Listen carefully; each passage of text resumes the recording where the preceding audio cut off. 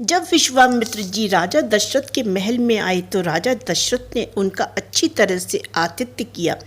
जब विश्वामित्र जी ने कहा कि कुछ राक्षस ऋषियों को यज्ञ नहीं करने देते, धर्म के कार्य में बाधा डालते हैं, इसलिए मैं राम को अपने साथ ले जाना चाहता हूँ ताकि वो उन राक्षसों का वध कर सके।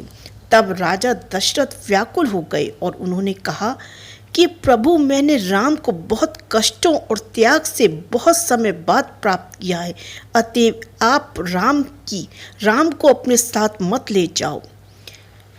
आप राम के बदले अगणित सैनिकों और ऐसे महावीरों को साथ ले जाइए जो राक्षसों को बड़ी सहजता से मार दें, लेकिन कृपा करके आप राम को अपने साथ मत ले जाइए।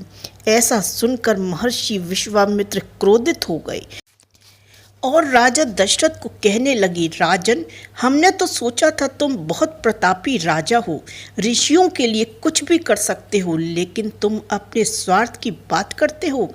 विश्वामित्र द्वारा इस प्रकार की बातें सुनकर राजा दशरथ जी को राम को उनके साथ भेजना पड़ा। राजा दशरथ ने कहा, राम और लक्ष्मण को बुलाकर लाओ। विश्वामित्र जी ने केवल राम को ही अपने साथ ले जाने की बात की, लेकिन लक्ष्मण को साथ ले जाने के लिए इसलिए बुलाया क्योंकि राम और लक्ष्मण दो शरीर एक प्राण थे। दोनों सदैव साथ रहते थे, कभी भी अलग नहीं रहते थे, इसलिए राम और लक्ष्मण दोनों विश्वामित्र जी के साथ गए।